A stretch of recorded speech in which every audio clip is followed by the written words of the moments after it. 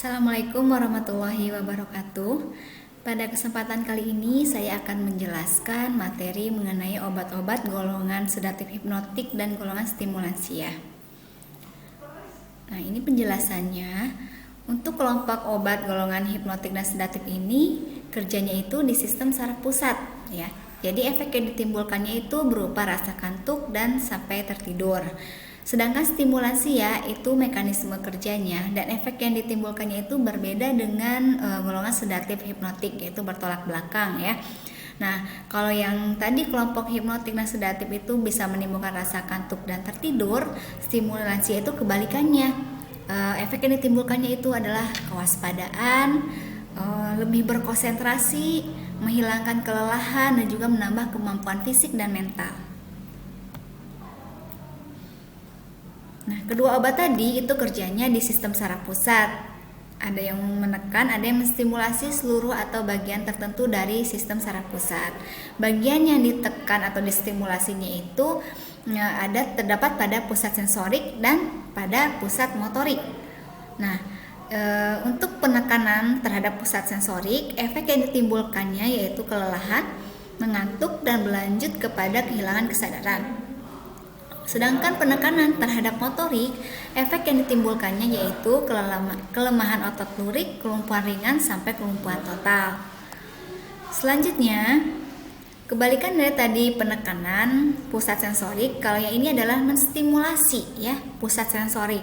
Efek yang ditimbulkannya yaitu timbul kegembiraan, kegelisahan, sulit tidur, mudah marah, pikiran kacau, hingga ilusi dan halusinasi. Ini lebih ke efek yang ditimbulkan oleh obat stimulasi, ya. Selanjutnya, stimulasi motorik ini bisa menyebabkan tremor, kekejangan otot lurik, ya, hingga serangkaian konvulsi, di mana pasca konvulsi diikuti kelelahan otot atau paralisa.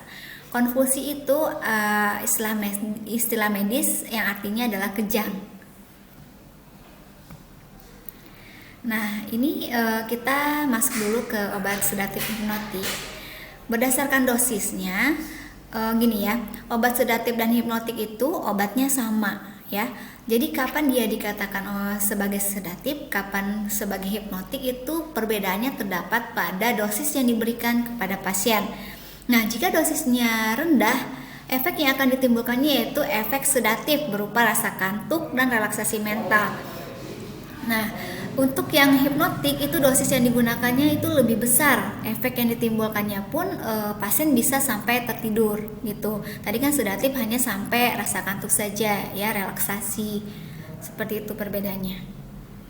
Ini obat-obatnya. Jadi untuk obat sedatif hipnotik itu terbagi menjadi 3 golongan, yaitu golongan barbiturat, benzodiazepin, dan lain-lain.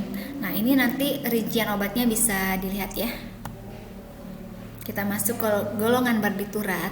Barbiturat ini dahulu itu sering digunakan sebagai obat sedatif dan hipnotik, tapi pada masa sekarang obat ini mulai ditinggalkan karena golongan benzodiazepin itu terbukti lebih aman. Namun masih ada beberapa obat yang termasuk golongan ini yang digunakan, contohnya yaitu fenobarbital yang digunakan sebagai obat anti epileptika, ya. Itu obat untuk mengatasi penyakit epilepsi. Ini adalah struktur kimianya, nanti bisa dilihat.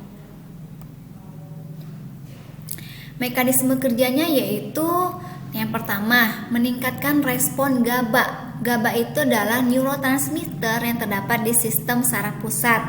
Ini adalah singkatan dari gamma aminobutyric acid, ya. Di mana kerja GABA ini itu berkebalikan dari ACH. ACH itu asetilkolin, ya, sama-sama neurotransmitter yang terdapat pada sistem saraf pusat. Yang kedua, mekanisme kerjanya yaitu membuka kanal ion Cl atau klorida, ya, sehingga kalau kanal itu kan berupa jalur masuknya, berupa pintunya. Kalau kanalnya terbuka, nah otomatis si kloridanya itu bisa masuk ke dalam sel saraf itu lebih banyak. Akibatnya potensial listrik akan tersusun dan terjadi hiperpolarisasi. Ini kan Cl-nya itu, kloridanya itu bermuatan, ya, negatif. Jadi di sistem saraf kita itu juga ada sistem kelistrikan karena ada ion, ada kation di sana. Ada Cl-, ada Na+, dan sebagainya gitu. Kalau yang untuk barbiturat itu kerjanya di kanal ion Cl-. Nah, ketika terjadi hiperpolarisasi pada sistem saraf pusat, hal ini dapat menyebabkan efek sedatif dan anestesi. Nah, ini efek farmakologi dari barbiturat ya.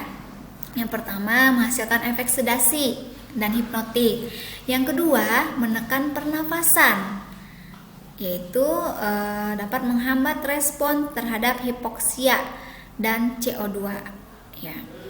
Yang ketiga, induksi sistem enzim P450 di hati. Jadi barbiturat ini dapat menyebabkan metabolisme akan lebih cepat sehingga bioavailabilitasnya turun. Bioavailabilitas itu adalah ketersediaan obat dalam cairan hayati. Nah, semakin cepat metabolisme suatu obat di dalam tubuh, maka ketersediaan dalam tubuhnya pun akan turun atau bioavailabilitasnya akan turun. Nah, ini efek sampingnya. Yang pertama, bisa menyebabkan depresi pernafasan. Yang kedua, tekanan darah bisa menurun. Yang ketiga, hangover. Yang keempat, sembelit. Yang kelima, berakumulasi di jaringan lemak. Dan lain-lain seperti toleransi dan ketergantungan. Karena ya obat-obat ini kan golongan sistem saraf pusat ya, tentunya dapat menyebabkan ketergantungan. Kita masuk ke benzodiazepin. Benzodiazepin ini kelompok obatnya golongan psikotropika ya. Efek yang ditimbulkannya bisa ansiolitis, sedasi, antikonvulsi, relaksasi otot melalui medula spinalis dan amnesia retrograde. Golongan benzodiazepin ini menggantikan penggunaan barbiturat tadi yang sudah dijelaskan karena ada keunggulannya, yaitu toleransi obatnya itu tingkatannya lebih rendah dibanding barbiturat. Kemudian potensi penyalahgunanya pun lebih rendah. Margin dosisnya itu dalam rentang yang lebar itu relatif aman dibanding barbiturat yang indeks terapinya tadi lebih sempit dan tidak menginduksi enzim mikrosom di hati sehingga bioavailabilitasnya dapat lebih terkontrol ya. Tadi kan rendah ya kalau barbiturat. Mekanisme kerjanya yaitu meningkatkan afinitas GABA ke reseptornya. Kemudian pembukaan kanal ion akan lebih sering dan ion Cl- akan lebih sering masuk ke sel, akibatnya yaitu mengantuk. Kalau dari segi mekanisme kerjanya itu hampir sama ya, bekerjanya pada GABA dan ion kanal ion Cl-.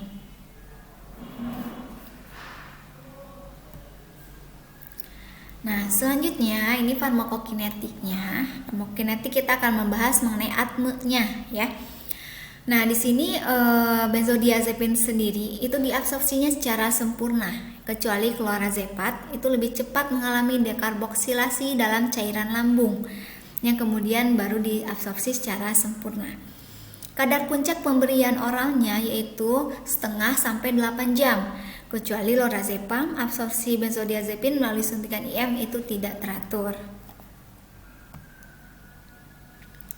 Nah, ini farmakodinamik dari benzodiazepin ya. Jadi ini adalah efeknya yang ditimbulkan setelah mengkonsumsi benzodiazepin, bisa sedasi ya. Efek ini terjadi oleh semua obat sedatif hipnotik, biasanya diikuti dengan penurunan fungsi psikomotor ya. Jadi motorik kita itu lebih ditekan fungsinya.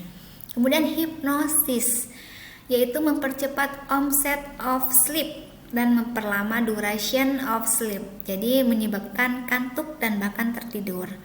Yang ketiga, anestesi. Pada dosis tinggi terjadi kehilangan kesadaran dengan amnesia dan supresi refleks, misalnya oleh barbiturat, obatnya tiopental dan benzodiazepin, contohnya midazolam. Ini sering digunakan untuk anestesi ketika operasi ya.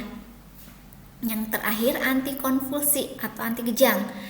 Terjadi pada dosis tinggi, kebanyakan barbiturat atau beberapa benzodiazepin. Nah, selanjutnya yang kelima, relaksan otot. Relaksasi otot terjadi pada dosis tinggi dan kebanyakan obat hipnotik sedatif. Yang keenam, depresi medula. Ini dosis tinggi dapat mendepresi medula pada otak sehingga menyebabkan penghentian respirasi, hipotensi dan kolaps kardiovaskuler. Jadi pasiennya bisa sesak, hipotensi ya. gitu. Efek ini sebagai penyebab terjadinya kematian karena overdosis ya, selagi digunakan dalam dosis yang tepat dan di bawah kontrol dokter dan tenaga kefarmasian, ini bisa dicegah ya. Yang ketujuh, toleransi dan ketergantungan. Nah ini ya tentunya ya, karena obat-obat benzodiazepin tadi golongan psikotropik ya, jadi bisa menyebabkan ketergantungan, jadi bahaya jika disalahgunakan. Kemudian obat golongan stimulansia ya, obat stimulansia saraf pusat ini dapat dikelompokkan menjadi dua golongan besar, yaitu stimulan psikomotor dan yang kedua psikotomimetik atau halusinogen. Nah ini obat stimulan susunan saraf pusat dapat dikelompokkan menjadi dua, tadi sudah disebutkan. Nah ini contoh obatnya. Untuk stimulan psikomotor ada metilsantin, ada nikotin, ada kokain dan amfetamin. Nah yang kedua obat yang halusinogen itu ada LSD atau yang disebut asam lisergik dietilamid, ada THC tetrahidrokannabinol dan PCP ada fensiklidin.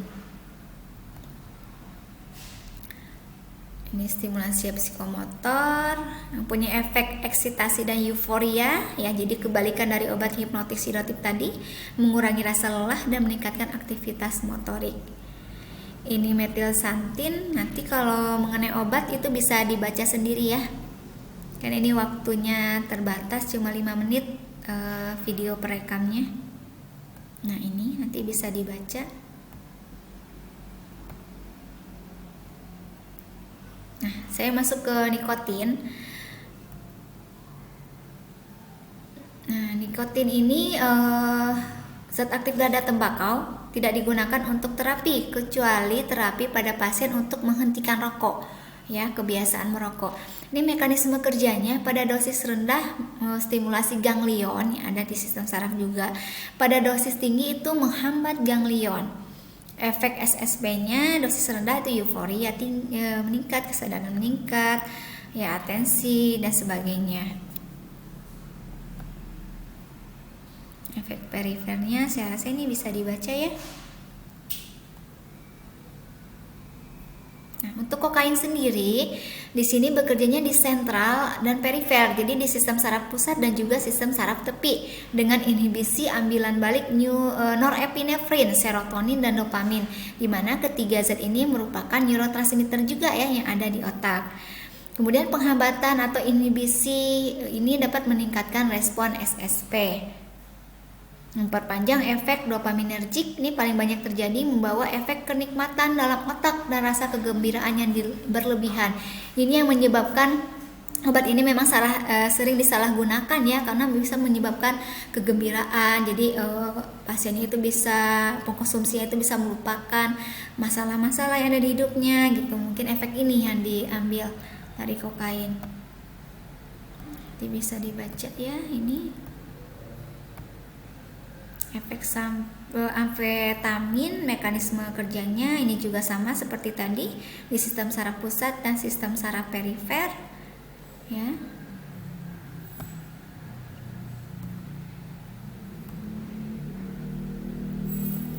Nah ini golongan psikomimetik dapat menimbulkan perubahan pola pemikiran, perubahan perasaan, sedikit berpengaruh pada batang otak dan sumsum tulang belakang. Nah, stimulan SSP sedikit digunakan dalam klinik, tetapi penting dalam penyalahgunaan obat selain obat golongan depresan SSP. Jadi maksudnya ini bisa digunakan pada terapi dalam penyalahgunaan obat untuk mentreatment pasien-pasien yang menggunakan penyalahgunaan obat. Seperti itu. Ya. Sekian penjelasan mengenai obat sedatif dan hipnotik dan stimulansia. Saya tutup. Assalamualaikum warahmatullahi wabarakatuh. Semoga video ini bermanfaat.